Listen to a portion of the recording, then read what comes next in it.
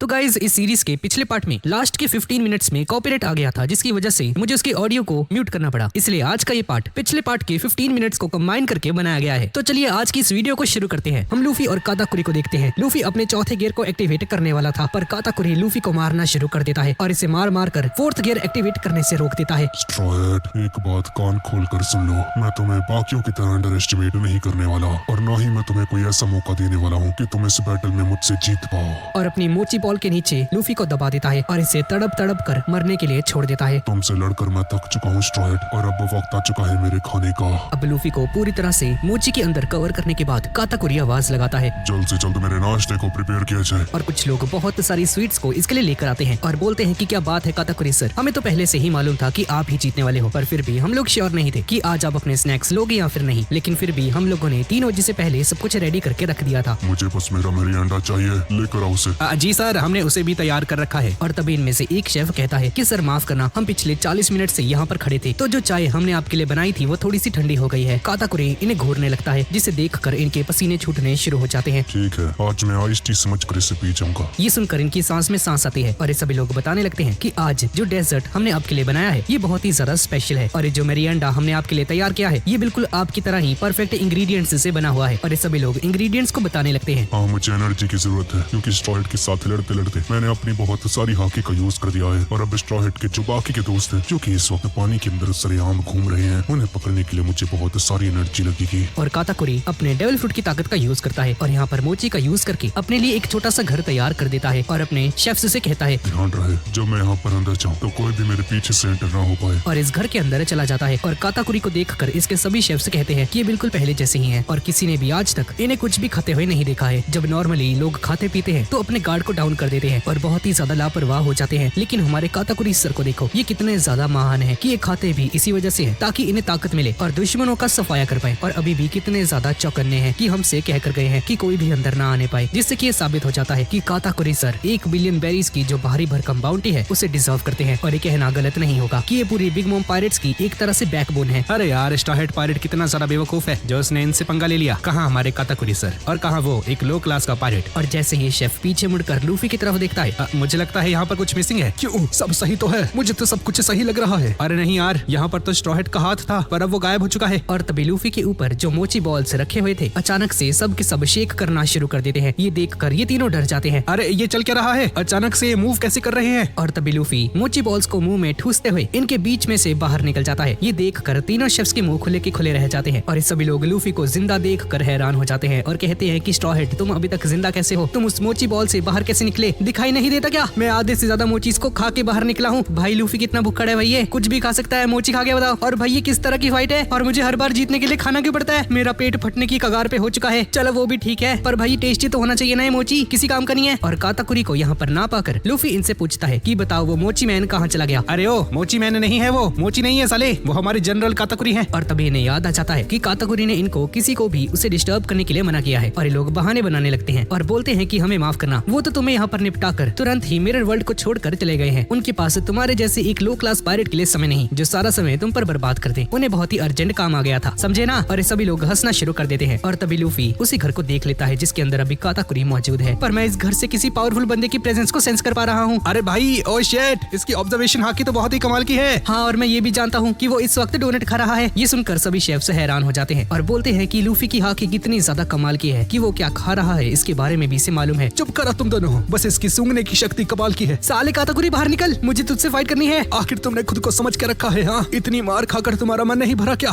जो दोबारा उनसे पिटने के लिए जा रहे हो? और लूफी इनकी बातों को नहीं सुनता है और इमीडिएटली नीचे जंप लगा देता है और उल्टी डायरेक्शन में दौड़ना शुरू कर देता है। और तभी लूफी के कदमों की आवाज इन्हें सुनाई देती है और लूफी दौड़ते हुए आता है। मैं बस अपना वेट लूज करने के लिए गया था और अब तुम्हारा ये काताकुरी गया। मोची मैन, मैं सेकंड राउंड के लिए पूरी तरह से तैयार हूँ, मतलब फाइट का दूसरा राउंड। अब तो बचेगा नहीं साले, तू गया अब। और लूफी तेजी से उस घर की तरफ आगे बढ़ने लगता है। ये देखकर सभी शेफ्स की फट जाती है और बोलते हैं कि प्लीज ऐसा मत करो, वो इस वक्त बहुत ही ज्यादा बिजी हैं। उन्होंने खास तौर पर हमें किसी को भी अंदर जाने से मना किया है। पर लूफी कहाँ किसी की सुनने वाला था, अपने हाथ को फुलाता है और थर्ड गियर को एक्टिवेट करते हुए एलिफेंट गन से सीधा उस पूरे घर को ही तोड़ देता है। अब जैसे ये घर टूट जाता है, हम काताकुरी को देखते हैं जो कि डोनट की गाने गा रहा था, जिसे सुनकर सभी शेफ्स हैरान हो जाते हैं। इसके बाद हम सांजी पुडिंग और शेफोन को देखते हैं, जहाँ पर ये पुडिंग सांजी को देख रही होती है छुप छुप के और मन ही मन इसे देख देख कर खुश हो रही थी, किसी पगलैट निब्बी की तरह। और शेफोन जैसे ही लूफी सांजी को केक टेस्ट करवाती है तो इसे देखकर पुडिंग जेलस होने लगती है, जिसके बाद शेफॉन सांजी के मुंह पर लगे उस केक को भी साफ करती है, जिसे देखकर पुडिंग बेचारी चॉकलेट को मेल्ट करते हुए कहती है, नहीं नहीं, मुझे बिल्कुल भी जेलस नहीं हो रहा। बोले मैं क्यों जेलस होगी उससे, मुझे बिल्कुल भी बुरा नहीं लग रहा। और सांजी समय को देखकर कहता है, बहुत ही बढ़िया, अगर हम ऐसे ही काम करते रहे तो समय से पहले केक को तैयार कर लेंगे, जिसके बाद मेरे दोस्तों की जान भी बच जाएगी। इसके बाद हम अवन को देखते हैं, ये भी अब ककाओ आइलैंड की तरफ पहुंचने लगता है और यहाँ पर लूफी ने काताकुरी के उस घर को पूरी तरह से डिस्ट्रॉय कर दिया था और हम पहली बार काताकुरी के चेहरे को देखते हैं और एक काताकुरी एक हाइब्रिड फिशमैन होता है। काताकुरी अपनी पीठ के बल लेटा हुआ था और अपना बड़ा सा मुंह खोलकर डोनट के मजे ले रहा था। इतना ज्यादा चिल होके ये डोनट खा रहा होता है कि इसे कोई टेंशन है ही नहीं है, बस मजे से चाय के साथ डोनट खा रहा था, बिल्कुल चिल मोड में। और जैसे ही काताकुरी अपनी आंखें खोलता है और देखता है कि इसका ये झोंपड़ी जैसा घर टूट चुका है और इसका राज खुल चुका है, तो इसे याद आता है कि ब्रूली ने इसके बारे में क्या कहा था कि मेरा भाई काताकुरी अपने पीठ के बल कभी नहीं गिरा है, आज तक कभी भी अपने पीठ के बल नहीं लेटा है। पर काताकुरी ऐसा नहीं निकला, ये अपनी पीठ के बल लेटकर डोनट को चबा चबा कर खा रहा था। सभी शेफ्स ने भी इसे देख लिया था, जिसे देखकर काताकुरी को गुस्सा आ जाता है और अपने चेहरे को कवर करते हुए कहता है, आखिर तुम्हारी हिम्मत कैसे हुई खाते वक्त मुझे परेशान करने की। माफ करना पर अभी फाइट खत्म नहीं हुई है काताकुरी, मुझे हिसाब बराबर करना है। और काताकुरी को देखते साथ ही सभी शेफ्स यहाँ से भागने लगते हैं, लेकिन काताकुरी अपनी मोली का यूज करके इनमें से एक को ऑन द स्पॉट ही मार डालता है, जिसे देखकर बाकी दो डर जाते हैं और बोलते हैं कि प्लीज सर हम पर रहम कीजिए, हम किसी को भी आपके बारे में नहीं बताएंगे। पर काताकुरी इन दोनों को भी मार देता है और अब लूफी की तरफ देखता है। अच्छा तो तुम जिंदा हो? हाँ माफ करना, मैं तुम्हारी मौत तक रुक नहीं पाया और अब जब तक मैं तुम्हारे चैप्टर को क्लोज नहीं कर देता मैं तब तक कुछ नहीं खाने वाला। दोनों एक दूसरे की तरफ तेजी से आगे बढ़ते हैं और पंच से अटैक करते हैं, पर काताकुरी का जो आर्मामेंट हाकी होता है ये लूफी से एक लेवल अप होता है, जिसकी वजह से लूफी जैसे ही अपनी फिस्ट को काताकुरी की फिस्ट से टकराता है तो इसका हाथ फूल जाता है। तुम मेरा मुकाबला कभी नहीं कर सकते, तुम वो कीड़े हो जिससे कि मैं बहुत ही जल्द अपने पैरों के नीचे रौंदने वाला हूँ। और काताकुरी दोबारा से लूफी पर हमला कर देता है। लूफी भी इसका सामना करता है, पर काताकुरी का हमला इतना ज्यादा खतरनाक होता है कि लूफी पीछे जाकर गिरता है और इस बार काताकुरी डबल गुस्से के साथ लूफी की पिटाई करना शुरू कर देता है। इसे उठा कर मार रहा था और इसे मारते हुए लगातार कह रहा होता है कि आखिर तुम खुद को समझते क्या हो, तुम मुझे हराओगे, आखिर तुम्हें इतनी हिम्मत आई कैसे। और लूफी को बहुत ज्यादा बेरहमी से मारना शुरू कर देता है, जिसकी वजह से लूफी के मुंह से खून तक आना शुरू हो जाता है और लूफी को किसी फुटबॉल की तरह लातों से मारना शुरू कर देता है और इसे लाते मार मार कर एक दीवार से दूसरी दीवार तक पटक रहा था और दोबारा से अपने हाथों में आर्मामेंट हाकी की कोटिंग करता है। तुम उन्हीं लोगों में से हो जिन्होंने मेरा सच देख लिया है और अब तुम्हें इसकी कीमत चुकानी होगी, तुम जिंदा नहीं रह सकते स्ट्रॉ हैट। लूफी भी लड़खड़ाते हुए खड़ा हो जाता है और बोलता है कि मुझे जल्द से जल्द कुछ करना होगा। अब काताकुरी तेजी से आकर एडवांस आर्मामेंट हाकी का यूज करते हुए लूफी की तरफ एक जोरदार मुक्का बढ़ा देता है, लेकिन तभी लूफी के साथ कुछ ऐसा होता है कि इसके मुक्के को प्रेडिक्ट कर लेता है और इसके मुक्के को डॉज करते हुए इसके चेहरे पर एक जोरदार लात मार देता है। भाई साहब, पहली बार for the first time Luffy Katakuri के ऊपर एक हिट लैंड कर पाया था और लूफी इससे दूर जाकर खड़ा हो जाता है और बोलता है कि आखिर इस बार हुआ क्या, आखिर इसने मेरे अटैक को डॉज क्यों नहीं किया। और लूफी की इस लात की वजह से काताकुरी का मफलर निकल जाता है, पर दोबारा से अपना मुंह ढकते हुए कहता है, तुम बस मुझ पर एक ही हमला कर पाए हो, आखिर इस किक में ऐसा क्या खास है, तुम जैसे लोग तुक्के कभी कभी मार लेते हो, इसमें कोई नई बात नहीं। पर लूफी समझ जाता है कि कोई ना कोई झोल तो जरूर है, इसका कोई सीक्रेट है, काताकुरी की कोई ना कोई कमजोरी जरूर है। और अब लूफी धीरे धीरे करके समझने लगता है कि आखिर काताकुरी की एबिलिटी कैसे काम करती है। और लूफी कहता है कि न जाने मुझे ऐसा क्यों लग रहा है कि अब डॉज करना पहले से ज्यादा आसान हो चुका है। काताकुरी दोबारा से लूफी पर हमला करता है, लूफी दोबारा से डॉज कर जाता है और अब लूफी समझ चुका था कि काताकुरी की एबिलिटी कैसे काम करती है। मैं समझ गया तुम्हारी एबिलिटी कैसे काम करती है। मैं कितने बार बताऊं, तुम्हारी एबिलिटी मेरी एबिलिटी के सामने कुछ नहीं, इसके आगे और कोई बात नहीं,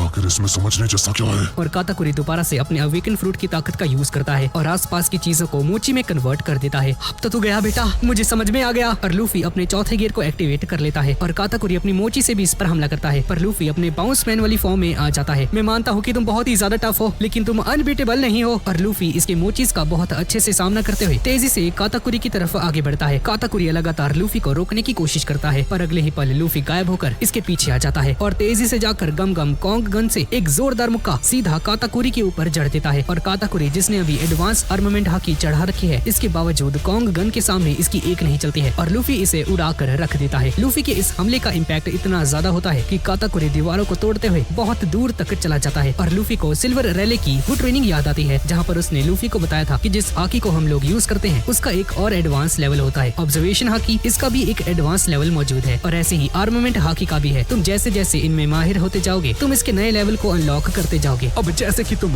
ऑब्जर्वेशन हाकी का यूज करके किसी की प्रेजेंस को सेंस कर सकते हो, लेकिन जैसे ही तुम इसे मास्टर कर लोगे तो तुम इसके जरिए से अपने दुश्मन के जो फीचर मूव्स होते हैं उन्हें भी प्रेडिक्ट कर पाओगे। इसके बाद हम वापस वापस से प्रेजेंट में आ जाते हैं, जहाँ पर लूफी काताकुरी की तरफ तेजी से आगे बढ़ते हुए कहता है कि मुझे लगा था कि मेरा एक भी अटैक तुम पर नहीं पड़ रहा है, क्योंकि लोबिया टाइप डेविल फ्रूट यूजर्स के आगे आर्मामेंट हाकी सबसे ज्यादा कारगर चीज है। मैंने उसका भी यूज किया पर उसका तुम पर कोई भी असर नहीं हुआ। इस वजह से मुझे लगा कि तुम्हें हराना बहुत ही ज्यादा मुश्किल होगा, पर मैं गलत था। तुम्हें मेरे अटैक पड़ रहे थे और मैं इस चीज को दोबारा से तुम्हें साबित करके दिखाऊंगा। और ऐसा बोलकर लूफी एक जोरदार पंच सीधा इसके मुंह पर जड़ देता है, जिसकी वजह से काताकुरी एक नहीं दो नहीं बल्कि 3-4 वॉल्स को तोड़ते हुए दूर जाकर गिरता है। पर काताकुरी अपने पीठ के बल नहीं गिरता है और अब लूफी इसे ढोने लगता है और गम गम लियो बजूका से काताकुरी पर हमला करता है। काताकुरी भी शॉक्ड था, क्योंकि लूफी का हर एक अटैक इसे अब पड़ना शुरू हो गया था। लूफी गम गम कैलवरीन से भी इस पर हमला करता है। तुम्हारा ये लोबिया डेविल फ्रूट तुम्हें स्ट्रॉन्ग नहीं बना रहा था, बल्कि अब तक जो तुम्हें बचा रहा था वो तुम्हारी फ्यूचर ऑब्जर्वेशन हाकी है। और लूफी का कैलवरीन अटैक भी इससे पड़ जाता है और लूफी फिर भी नहीं रुकता और गम गम राइनो स्नाइडर से इस पर हमला कर देता है। और हम कॉन्करर्स हाकी की क्लैश को देखते हैं, लेकिन इस बार लूफी का हमला इतना ज्यादा स्ट्रॉन्ग होता है कि लूफी काताकुरी को उड़ा कर रख देता है। पर देखने वाली बात ये थी कि काताकुरी अपने सर के बल तक गिर जाता है, लेकिन पीठ के बल नहीं गिरता है, क्योंकि इसे ब्रूली के द्वारा कही गई बात याद आ जाती है। लूफी कॉन्ग ऑर्गन गन से इस पर हमला करता है, मल्टीपल अटैक्स करता है और काताकुरी अपने राज का खुलासा करते हुए कहता है, स्ट्रॉ हेड, तुम जितने बेवकूफ दिखते हो उतने हो नहीं। तुमने सही कहा, मेरी ये लोगिया टाइप की जो डेविल फ्रूट पावर है ये मुझे मेरे आकार को बदलने की ताकत देता है, इससे ज्यादा और कुछ नहीं। मेरी असली ताकत मेरी फ्यूचर ऑब्जर्वेशन हाकी है। और काताकुरी सच में अपनी फ्यूचर ऑब्जर्वेशन हाकी का यूज करके लूफी के हर एक मूव को प्रेडिक्ट कर लेता है। और जैसे ही वो अटैक काताकुरी को पता चल जाता है कि अटैक कहाँ पर पड़ने वाला है, तो वहाँ से अपनी बॉडी का शेप चेंज कर लेता है और देखने पर ऐसा लगता है कि इस पर चाहे जितने मर्जी हमले कर लो, इसका कोई भी असर इस पर नहीं होने वाला है। फ्यूचर ऑब्जर्वेशन हाकी को यूज करने के लिए बहुत ही ज्यादा शांत रहना पड़ता है, और मैंने अपना आपा खो दिया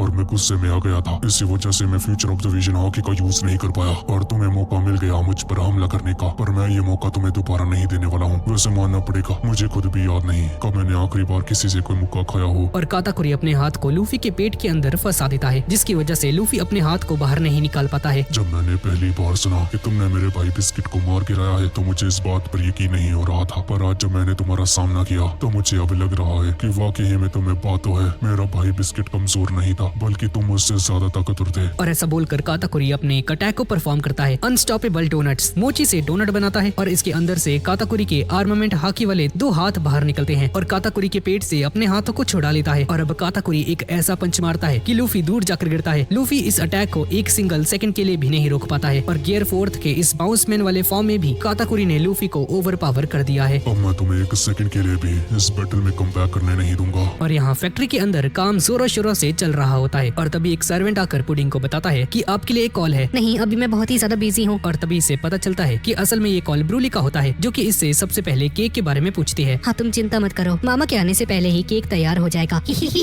मैं तुम्हें स्ट्रॉ हेड के बारे में भी एक खबर दे देना चाहती हूँ। और स्ट्रॉ हेड्स का नाम सुनते ही सांजी के कान खड़े हो जाते हैं। जैसा कि तुम्हें मालूम ही होगा मेरे कान कितने ज्यादा तेज हैं, तो मैंने स्ट्रॉ हेड और उसके क्रू के कुछ आपस की बातें सुन ली थी। और तभी किसी के दरवाजा पीटने की आवाज आती है और गेट के बाहर पाउंड खड़ा होता है, जो कि शेफोन से मिलने के लिए आया था और अंदर जाने की कोशिश करता है, पर यहाँ पर मौजूद लोग इसे रोक देते हैं। पाउंड लोला और शेफोन के लिए बहुत ही ज्यादा इमोशनल होता है और शेफोन को देखने के लिए अंदर जबरदस्ती जाने की कोशिश करता है। खैर ये सब छोड़ो, तुम बताओ क्या कह रही थी ब्रूली?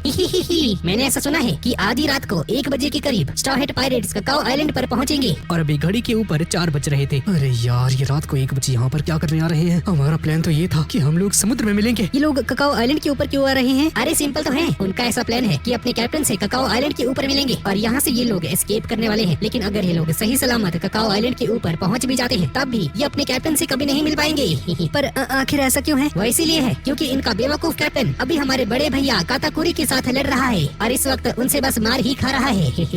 और जैसा कि तुम जानते ही हो कि हमारे बड़े भैया काताकुरी कितने ज्यादा खतरनाक हैं, उनके अगेंस्ट कोई भी नहीं जीत सकता है। तो तुम इससे अंदाजा लगा ही सकती हो कि उनके कैप्टन का यहाँ पर क्या हाल हो रहा होगा।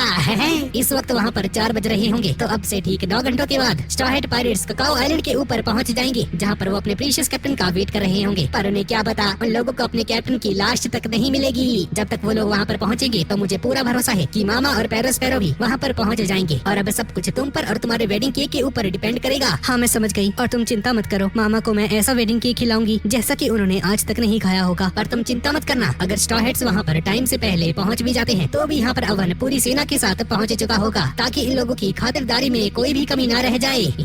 ये सुनकर पुडिंग शॉक्ड हो जाती है और अवन सीधा फैक्ट्री की तरफ आगे बढ़ रहा होता है और इसकी नजर पाउंड पर जाती है और इसे देखते साथ ही एक जोरदार मुक्का पाउंड के फेस पर जड़ देता है। आखिर तुम अपने पिता पर हाथ कैसे उठा सकते हो अवन? क्या तुम्हें याद नहीं, मैंने तुम्हें उंगली पकड़कर चलना चलना सिखाया तो बेहतर होगा मैं आपको यहाँ से मार मार कर भगा दूं। मैं बस अपनी बेटी शेफोन को देखना चाहता हूँ। अगर एक बाप अपनी बेटी से मिल रहा है तो इसमें क्या बुरा है। ये सुनकर अवन का दिमाग और भी ज्यादा खराब हो जाता है और अंदर शेफोन बोलती है कि बाहर इतना शोर क्यों हो रहा है। आई होप कि वहाँ पर सब कुछ ठीक हो। सांची, क्या तुमने सुना नहीं? तुम्हारे कैप्टन की जान खतरे में है, तुम्हें कुछ करना होगा। अरे नहीं सुनिए, चिंता मत करो, सब कुछ सही है। ठीक है, आखिर क्या ठीक है? हाँ, तुम्हारे कैप्टन ने मेरे बिग ब्रो काताकुरी को चैलेंज किया है, वो भी 1-on-1 डुएल के लिए। हाँ, ये लूफी का स्टाइल है। पर क्या तुम्हें नहीं पता, मेरे बड़े भैया की बाउंटी 1 बिलियन से भी ज्यादा है। वो बहुत ही ज्यादा खतरनाक है, आज तक किसी से भी नहीं हारे हैं, एक भी सिंगल बैटल में नहीं हारे हैं। और सबसे जरूरी बात ये है कि मेरे भैया तुम्हारे कैप्टन से बहुत ही ज्यादा ताकतवर हैं। जिस पर सांची एक स्माइल करता है और कहता है फिर तो आज तुम भी देखोगी कि आज इस खास मौके के ऊपर तुम्हारा भाई पहली बार हारेगा। अब इसके बाद हम लूफी को देखते हैं, जहाँ पर लूफी पत्थरों को हटाकर उनके बीच में से निकलता है। कान खोलकर सुन लो काताकुरी, मैं यहाँ पर तुमसे हारने नहीं वाला हूँ। और लूफी पूरी ताकत के साथ काताकुरी के पास जाकर अपने गियर 4 के जितने भी पंचेस होते हैं उनका यूज करके ताबड़तोड़ इस पर हमले करना शुरू कर देता है। पर काताकुरी भी अपनी मोची पावर का यूज करते हुए लूफी के मुक्कों का जवाब दे रहा था और इसके सारे पंचेस को बहुत आसानी से रोक लेता है। और यहाँ पर नट आइलैंड के ऊपर जहाँ पर अभी बिग मॉम जा रही है, अमांडे यहाँ पर पहुंच चुकी है और नट आइलैंड के सभी लोगों को यहाँ से इवैक्यूएट करवा रही थी, क्योंकि बिग मॉम बहुत ही जल्दी यहाँ पर आने वाली है। और तभी बिग मॉम यहाँ पर आ जाती है, सीधा यहाँ पर छलांग मारती है और यहाँ की बिल्डिंग्स को डिस्ट्रॉय करते हुए कहती है कि मेरा वेडिंग केक मुझे ला कर दो। मामा, हम लोग गलत आइलैंड पर है, आपका केक यहाँ पर नहीं है। पर बिग मॉम इसकी एक नहीं सुनती है और बोलती है कि मेरा वेडिंग केक मुझे यहीं पर चाहिए। और यहाँ पर मॉन्ट को कस्टर्ड का कॉल आता है और बताती है कि बेजी और वह सभी लोग इनसे बचकर भाग चुके हैं। पर दिक्कत की बात यह है कि इनके जो स्लग्स हैं वो उनकी लोकेशन को ट्रैक नहीं कर पा रहे हैं। हाँ, हमारे साथ भी यही हो रहा है। ठीक है, चाहे कुछ भी हो जाए, तुम लोग खुद से ही बेजी की शिप का पीछा करते रहो, एक भी कोना नहीं छूटना चाहिए। और यहाँ पर बेजी और ये सभी लोग ककाओ आइलैंड की तरफ आगे बढ़ रहे होते हैं। न जाने मुझे कोई शिप नजर क्यों नहीं आ रही। अब तक तो उन सभी स्लग्स को हमारे बारे में इंफॉर्मेशन दे देनी चाहिए थी। मस्त, लगता है आपने अभी तक नोटिस नहीं किया, यहाँ के स्लग्स काम नहीं कर रही है, वरना हमारी ट्रांसपॉन्डर स्नील्स अभी तक रिंग करना शुरू कर देती।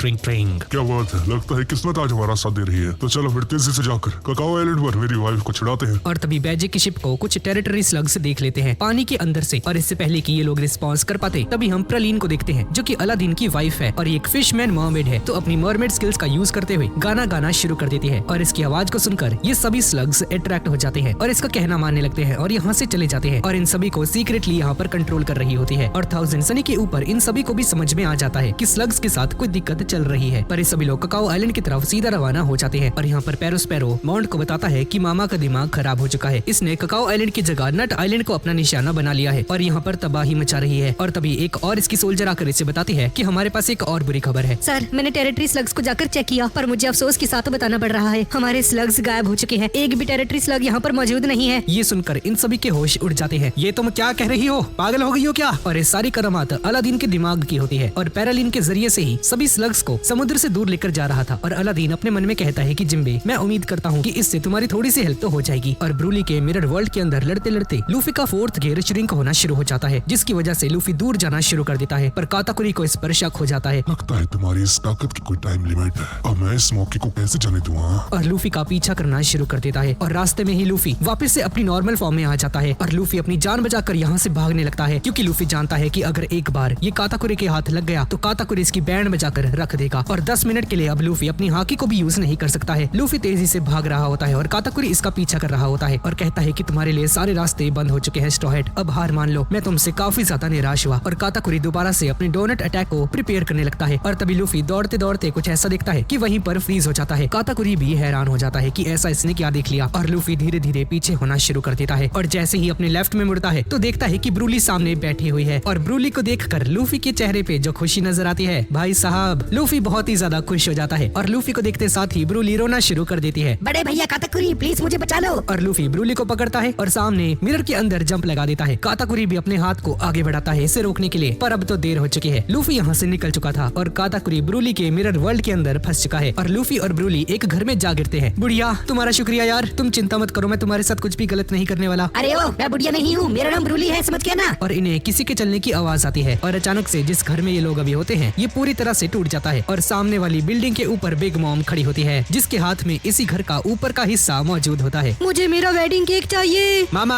आप इस वक्त गलत जगह पर हो, स्ट्रॉ हैट पायरेट यहाँ पर नहीं है और न ही आपका वेडिंग केक यहाँ पर है। अरे हाँ, मुझे स्ट्रॉ हैट को ढूंढना चाहिए। कहाँ है स्ट्रॉ हैट? और बिग मॉम पागलों की तरह लूफी को आवाज देना शुरू कर देती है कि स्ट्रॉ हैट तुम कहाँ पर हो। और लूफी बिग मॉम को ऐसे देखकर हैरान हो जाता है। सही है भाई, आसमान से गिरे और खजूर में अटके। लूफी को समझ में नहीं आता कि अब इससे आगे क्या करना चाहिए। अब इसके बाद हम बिग मॉम पायरेट्स की शिप्स को को देखते हैं जो कि एक के बाद एक लगातार टोटोलैंड के हर एक आइलैंड पर जाकर इस न्यूज को स्प्रेड कर रहे थे, जहाँ पर मोंटोर सभी को बताता है कि सभी लोग एक बहुत बड़ी जंग के लिए तैयार हो जाओ, क्योंकि बिग मॉम पायरेट्स की इज्जत दांव पर लग चुकी है और हमारे 3 दुश्मन जो कि हमारे इलाके से भागने की कोशिश कर रहे हैं, हमें हर हालत में उन्हें दबोचना होगा। और उन्हीं लोगों में सबसे पहला नाम है स्ट्रॉ हैट पायरेट का, जिसने ना ही सिर्फ उस वेडिंग को तबाह किया बल्कि पूरे के पूरे होल केक शैडो को भी डिस्ट्रॉय कर दिया है। और इन सभी के साथ साथ उसने वेडिंग केक को भी नहीं छोड़ा है, जिसकी वजह से इस वक्त मामा को हंगर पैंक भी आ चुका है और पूरा का पूरा टोटोलैंड खतरे में है। और जिस काम में जिसने उसका साथ दिया है वो है फायर टैंक पायरेट, जो कि एक गद्दार है। और इनका तीसरा साथी है सन पायरेट, जिसे कि जिम्बे लीड करता है, उसने भी हमें धोखा दिया है और इस वक्त ये तीनों के तीनों टोटो आइलैंड पर ही मौजूद है और कहीं पर छिपे हुए हैं। तो आप सभी को उन्हें ढूंढ निकालना है। ये सारी बातें सुनकर कुछ लोग कहते हैं कि आखिर टेरिटरी स्लग्स का क्या हुआ, पता नहीं यार, पर ऐसा लग रहा है कि अचानक से सभी के सभी डिसअपियर हो चुके हैं। यहाँ पर सारे मिनिस्टर्स और स्वीट जनरल्स भी मौजूद होते हैं और मोंटोर सभी को ऑर्डर्स देता है कि जहाँ कहीं भी तुम्हें उनका नामो निशान दिखे उन्हें वहीं पर जान से मार गिराओ, उनमें से कोई भी बचना नहीं चाहिए। और यहाँ पर ककाओ आइलैंड के ऊपर स्वीट्स फैक्ट्री के अंदर सांजी के द्वारा बनाई गई विप्ड क्रीम को टेस्ट करके यहाँ पर एक शेफ पूरी तरह से बेहोश हो जाता है। ये देखकर बाकी के शेफ्स को लगता है कि भाई इसने ऐसा क्या खा लिया, कहीं इसमें कोई पॉइजन वॉइजन तो नहीं मिला दिया इसने सांजी ने। पर सांजी की ये क्रीम इतनी ज्यादा टेस्टी होती है कि ये बंदा इसे खाकर कहने लगता है कि ये इतना ज्यादा टेस्टी है कि मैं खुशी खुशी मर सकता हूँ। ये सुनकर बाकी के शेफ्स भी शॉक्ड हो जाते हैं। अच्छा, तो ये वही सीक्रेट इंग्रेडिएंट है हाँ, जिसके बारे में सांजी बात कर रहा था। और सांजी इस क्रीम को नाम देते हुए कहता है, हाँ पुडिंग तुमने सही कहा, इसे अल्टीमेट क्रीम कहा जाता है, इसका नाम है SIM SIM whip cream. Sanji, क्या मैं भी इसे टेस्ट कर सकती हूँ? नहीं सुनिए, मैं नहीं चाहता कि इसे खाकर तुम भी इसी की तरह बेहोश हो जाओ, मैं तुम्हें खो नहीं सकता। ये सुनते ही पुडिंग दोबारा से सांजी पर फिदा हो जाती है और शेफोन का फ्लफी केक भी रेडी हो जाता है और पुडिंग का ये चॉकलेट केक भी रेडी हो जाता है। ठीक है, 6 बजने में सिर्फ 5 मिनट बचे हैं, क्या शेफ तैयार है? जिसमें ये सभी लोग हाँ में जवाब देते हैं। तो ठीक है, अब हम लोग यहाँ से निकलने वाले हैं और जो भी फिनिशिंग टच है उसे हम शिप पर ही अंजाम देंगे। मेरे दोस्त 1000 सनी के ऊपर सवार होकर यहीं पर आ रहे हैं और मैं उनसे जल्द से जल्द मिलना चाहता हूँ। और यहाँ पर बिग मॉम की इस तबाही को देखकर अमांडे कहने लगती है कि हमें जल्द से जल्द कुछ करना होगा, वरना मामा ऐसे ही पूरे आइलैंड को तबाह कर देगी। मामा, स्ट्रॉ हैट यहाँ पर नहीं है, हमें उसका पीछा करना चाहिए और वो दूसरी डायरेक्शन में है। और तभी पैरो लूफी को देख लेता है। क्या ये तो स्ट्रॉ हैट है? आखिर ये यहाँ पर क्या कर रहा है? मामा ये देखो, स्ट्रॉ हैट यहीं पर है, हम कितने ज्यादा लगी है। और लूफी को देखते साथ ही मामा वेडिंग केक को मांगना शुरू कर देती है और इसके हाथ में ये जो बड़ी सी बिल्डिंग का हिस्सा था सीधा लूफी पर फेंक देती है। पर लूफी इमीडिएटली यहाँ से डॉज करके अपनी जान बचा लेता है, लेकिन बिग मॉम इसके पीछे हाथ धोकर पड़ जाती है। मेरा वेडिंग केक मुझे दो, तुमने उसे कहाँ छुपा रखा है? अरे बुढ़िया, मुझे नहीं पता यार, कहाँ है तेरा वेडिंग केक, छोड़ दे मेरा पीछा। और पैरो लूफी को रोकने के लिए इसके आगे कैंडी वॉल बना देता है, पर लूफी थर्ड गियर का यूज करके उस वॉल को तोड़ने की कोशिश करता है, पर बिना हाकी के ऐसा नहीं कर पाता है, जिसकी वजह से पैरो लूफी को चारों तरफ से कैंडी वॉल से कवर कर देता है। तभी अमांडे यहाँ पर आ जाती है और लूफी पर एक अटैक परफॉर्म कर देती है, पर लूफी इसके अटैक से बच जाता है और ब्रूली इसके इस हमले से डर जाती है। मैं जानती हूँ तुम हमारी मदद करने के लिए ये सब कर रही हो, पर थोड़ा ख्याल रखो यार, कहीं तुम अपनी बहन को ही ना काट दो अमांडे। मेरी फेमस स्वॉर्ड जिसका नाम शेराओ है, उसे जाना ही इसीलिए चाहता है, ये अपने शिकार को तड़पा कर मारती है और आज तुम इसे देखने वाले हो स्ट्रॉ हैट। और ऐसा बोलकर दोबारा से लूफी पर हमला कर देती है, पर लूफी अपने हाथों को स्ट्रेच करके ब्रूली को पकड़कर वॉल को क्रॉस कर जाता है। जब तक मेरी हाकी वापस नहीं आ जाती, लगता है मुझे ऐसे ही भागते रहना होगा और जल्द से जल्द किसी मिरर को ढूंढना होगा। और पैरो अपनी कैंडी वॉल को कैंडी स्लग में ट्रांसफॉर्म कर देता है और बिग मॉम इस पर कूद कर सवार हो जाती है और ये लोग दोबारा से लूफी का पीछा करना शुरू कर देते हैं। और यहाँ पर ककाओ आइलैंड के ऊपर सब कुछ प्रिपेयर हो चुका था और सांची अपना फेस बदल लेता है। पर सर आप ऐसा क्यों कर रहे हैं? वो क्या है ना, मैं बहुत ही ज्यादा शाय हूँ। और ये सभी लोग पोर्ट पर जाने के लिए तैयार हो जाते हैं और केक की स्मेल से ही सभी लोग बहुत ही ज्यादा इम्प्रेस हो जाते हैं और इन्हें पूरा यकीन होता है कि बिग मॉम इस केक को खाकर पूरी तरह से सेटिस्फाइड हो जाएगी। और सांची ने अपने मुंह के ऊपर कपड़ा बांध लिया है। बिग मॉम बस मेरा इंतजार करना, तुम अपनी जिंदगी का सबसे बेहतरीन केक टेस्ट करने वाली हो। और ये सभी लोग यहाँ से निकल जाते हैं, पर तभी अवन इनका रास्ता रोक लेता है। पुडिंग, एक बात बताओ, आखिर तुम इस केक को कहाँ पर ले जाने का प्लान कर रही हो? हाँ, मैंने तो सुना था कि तुम मूगी वाला लूफी को रोकने वाली हो। और पाउंड की नजर अपनी बेटी शेफॉन पर पड़ जाती है, जिसे देखकर ये बहुत ही ज्यादा खुश हो जाता है। भैया मेरा प्लान तो सुनिए, हम लोग इस केक को समुद्र में लेकर जाएंगे और मामा को वहीं पर रोक देंगे ताकि चौको आइलैंड बच जाए। शाबाश पुडिंग, तुम्हारा प्लान तो बहुत ही ज्यादा अच्छा है, तुम आगे जा सकती हो। लेकिन शेफॉन को यहीं पर रोक देता है और इसके मुंह पर एक पंच मार देता है। तो तुम यहाँ से नहीं जाओगे, ये सभी लोग यहाँ से आगे जा सकते हैं। और अब सांची चिंता में पड़ जाता है कि अभी शेफॉन को कैसे बचाएगा। ओवन भैया, मैं आप सभी की मदद करना चाहती हूँ। तुम ये कैसी बातें कर रही हो? ये हमारा पर्सनल फैमिली मैटर है, तुम्हें बीच में पड़ने की कोई भी जरूरत नहीं है। और शेफॉन, इस बात को भूलो मत, तुम हमारे साथ क्या करने वाले थे। अब सांजी की चिंता और भी ज्यादा बढ़ जाती है क्योंकि ओवन शेफॉन को मारने वाला होता है और सांजी समझ नहीं पाता कि शेफॉन की मदद कैसे करे। और यहाँ पर अमांडे जब ध्यान से देखती है तो नोटिस करती है कि नट्स आइलैंड बिग मॉम की वजह से पूरी तरह से तबाह हो चुका है। और लूफी भी नोटिस करता है कि ब्रूली इसके पास अब नहीं है, लेकिन दोबारा से ब्रूली को ढूंढ निकालता है और ब्रूली को अपने आप से कसकर बांध लेता है और इसे लेकर यहाँ से भागना शुरू कर देता है। देता है। लूफी को एक मिरर भी मिल जाता है और उसके अंदर कूदने की कोशिश करता है, लेकिन तभी मैदान में एंट्री हो जाती है शार्लेट एफिलर की और बिग मॉम की 5वीं डॉटर है। हमारे रहते तुम कभी भी यहाँ से एस्केप नहीं कर पाओगे। और लूफी पर दोबारा से हमला कर देती है, लेकिन लूफी इसी के गन शॉट को इस पर रिपेल कर देता है और यहाँ से एस्केप करने लगता है। पर इसका रास्ता बिग मॉम की 2nd डॉटर शार्लेट मोंडेर रोक देती है। जल्दी से जल्दी ब्रूली को छोड़ दो। ये मोटी औरत लूफी पर हमला करती है, पर लूफी ब्रूली को आगे कर देता है और मोंडेर अपनी स्वॉर्ड को रोक लेती है। ऐसे ही लोग भागते रहते हैं और जब जब मोंडेर लूफी पर हमला करती है तो लूफी यहाँ पर ब्रूली को आगे कर देता है। तुम्हें शर्म नहीं आती क्या, एक औरत को एक शील्ड के तौर पर यूज करते हुए? पर लूफी इसकी एक भी नहीं सुनता है और लगातार इसे ही एक शील्ड की तरह यूज करता है। और तभी बिग मॉम की नजर लूफी पर पड़ जाती है। अच्छा, तो तुम यहाँ पर छुपे हुए हो मूगीवारा। और बिग मॉम इकाकू नाम का एक अटैक परफॉर्म करने के लिए तैयार होती है। अब तुम मरोगे स्ट्रॉ हैट। पैरोस्पेरो मामा को रोकने की कोशिश करता है और बोलता है कि मामा ऐसा मत कीजिए। उसके साथ ब्रूली भी मौजूद है, पर बिग मॉम इसकी बात नहीं सुनती है और सीधा उस अटैक को लूफी पर चला देती है। और यहाँ पर सांजी पूरी तरह से कंफ्यूज्ड हो चुका है कि ये शेफॉन को कैसे बचाए। मेरी बात को ध्यान से सुनिए भैया, जब तक मैं नामी और सभी को सही सलामत नहीं देख लेती तब तक मैं उनकी मदद करूंगी, क्योंकि लोगों ने लोला की मदद की थी तो मैं उनकी मदद करके ही रहूंगी। ओवन भैया। अब ओवन अपने मुक्के को गर्म करता है और शेफॉन को जान से मारने वाला होता है। सांजी को समझ में नहीं आता कि अब इसे क्या करना चाहिए और तभी मैदान में एंट्री हो जाती है पाउंड की और अपनी बेटी को बचाने के लिए मैदान में कूद पड़ता है। और तभी सांजी अपना दिमाग लगाता है, इससे अच्छा मौका मुझे नहीं मिलने वाला। सांजी अपनी स्पीड का यूज करता है और ओवन के मुंह पर एक लात रख देता है और सांजी शेफॉन को बचाने में कामयाब हो जाता है। और सांजी वापस से इसे शिप पर लेकर आता है और शेफॉन को छुपा देता है। पर ओवन दोबारा से मैदान में कूदता है और शेफॉन को ढूंढ निकालता है और इस बार दोबारा से इसे मारने की कोशिश करता है। पर तभी ओवन के पास एक कॉल आ जाती है और इसे बताया जाता है कि गैंग बैजे चोको आइलैंड की तरफ आ रहा है। मुझे तो लगा था तुम्हारे हस्बैंड तुम्हें मरते हुए छोड़ देगा, और लगता है कि तुम्हारे हस्बैंड के अंदर भी दिल है। और शेफॉन भी ये सुनकर शॉक्ड हो जाती है और बोलती है कि बैजे आखिर तुम यहाँ पर क्यों आ रहे हो। और यहाँ पर बैजे की शिप के ऊपर धुआंधार फायरिंग चल रही होती है। पूरी की पूरी टार्ट शिप और इसकी पूरी फौज बैजे के पीछे हाथ धोकर पड़ी होती है। लगातार इस पर कैनन बॉल्स गिराए जा रहे थे, पर बैजे को किसी भी चीज से घंटा फर्क नहीं पड़ता है और अपने बेटे को गोद में पकड़े हुए कहता है, यहाँ तैयार रहना, तुम्हारा जाने मन बैजे तुम्हें लेने के लिए आ रहा है। और बिग मॉम ने जो हमला लूफी पर किया था उसकी वजह से एक बहुत बड़ा एक्सप्लोजन हो जाता है। लेकिन अगले ही पल हम लूफी को ब्रूली के साथ मिरर वर्ल्ड के अंदर देखते हैं। अरे यार, मैं कितना करीब था। अच्छा हुआ आसपास मुझे एक मिरर मिल गया। अब बस मुझे चुपचाप यहाँ पर पड़े रहना है और मेरी हाकी के रीगेन होने तक इंतजार करना है। बड़े भैया काताकुरी। पर लूफी इसके ऊपर चढ़ जाता है और इसका मुंह बंद कराते हुए कहता है कि बुढ़िया चुप रह ले, मेरे साथ काम कर ले, मैंने तेरी भी जान बचाई है, थोड़ा तो ख्याल करो भाई। पर काताकुरी ब्रूली की आवाज को सुन लेता है और पलक झपकते ही यहाँ पर पहुँच जाता है। लूफी पर हमला करता है, पर लूफी वापस से मिरर वर्ल्ड के अंदर चला जाता है और ये देखकर काताकुरी को और भी ज्यादा गुस्सा आने लगता है। और यहाँ पर बैजे ककाओ आइलैंड के बहुत ही ज्यादा करीब पहुँच चुका है और टार्ट शिप के हमलों ने इनकी शिप की हालत खराब कर दी थी। और यहाँ पर अवन शेफॉन से कहता है, लगता है मेरे हाथों से सिर्फ तुम नहीं बल्कि तुम्हारा वो हस्बैंड भी मारे जाने वाला है। और अपने ट्रांसपोंडर स्नील को स्पीकर से कनेक्ट कर देता है और बैजे से कहने लगता है, बैजे, क्या तुम मुझे सुन पा रहे हो? हेलो, मेरे पास तुम्हारे लिए एक सरप्राइज है। वो क्या है ना, तुम्हारी ये प्यारी पत्नी को मैंने पूरी तरह से बंदी बना लिया है और मैं इसे बेरहमी के साथ मारने वाला हूँ। पर अगर तुम सरेंडर कर देते हो तो शायद मेरा इरादा बदल जाएगा और तुम दोनों को कोई आसान मौत दे सकता हूँ। तो बताओ आखिर तुम्हारा मेरे इस ऑफर के बारे में क्या ख्याल है? हाँ, और हाँ, कोई भी उल्टी सीधी हरकत करने से पहले जरा सोच लेना, क्योंकि मैं अवन हूँ, भले ही शेफॉन मेरी बहन हो, पर मैं इसे जान से मार डालूंगा। अरे यार, मैंने सोचा तो था कि मामला बिगड़ जाएगा, लेकिन इतना ज्यादा बिगड़ जाएगा इसके बारे में मुझे अंदाजा नहीं था। और शेफॉन चिल्लाते हुए कहती है कि बैजे प्लीज मेरी बात को गौर से सुनो, तुम्हें मेरे लिए अपनी जान को खतरे में डालने की जरूरत नहीं है। वो मैं ही हूँ जो कि अपनी मर्जी से यहाँ पर आई थी और भले ही मैं मर जाऊँ, पर मैं चाहती हूँ कि तुम हमारे बच्चे के साथ यहाँ से सही सलामत निकल जाओ बैजे। तो प्लीज मेरा कहना मान लो और यहाँ से चले जाओ। और सांजी और सभी लोग इसकी बात सुनकर शॉक्ड हो जाते हैं। मामा मुझसे सालों से नफरत करती आई है, पर मेरा असली परिवार तो तुम लोग हो। मुझे तुमसे मिलकर ही पता चला कि प्यार क्या होता है और परिवार क्या होता है। और शेफॉन बैजे के साथ बिताए गए हर एक लम्हे को याद करती है। और तभी अवन शेफॉन को उठाकर नीचे जमीन पर पटक देता है और इसके ऊपर अपने पैर को रख देता है, जिसकी आवाज सुनकर बैजे और ये सभी लोग पैनिक करने लगते हैं। ठीक है अवन, मैं तुम्हारी बात को समझ गया, हम सरेंडर कर देंगे, पर प्लीज मेरी वाइफ शेफॉन को कोई भी चोट मत पहुंचाना।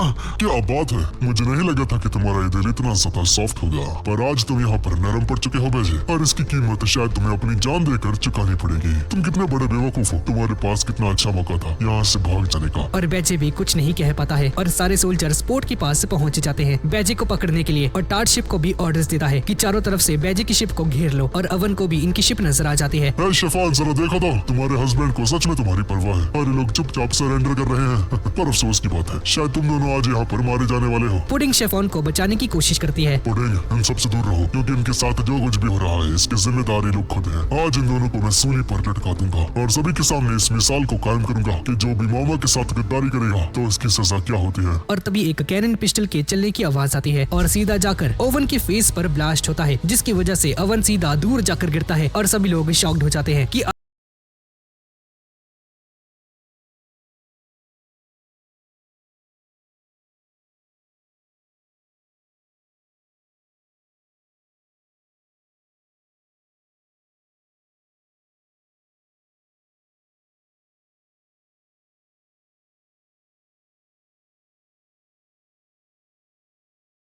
देंगे। और यहाँ पर 1000 सनी के ऊपर चॉपर को भी एनिमी शिप से नजर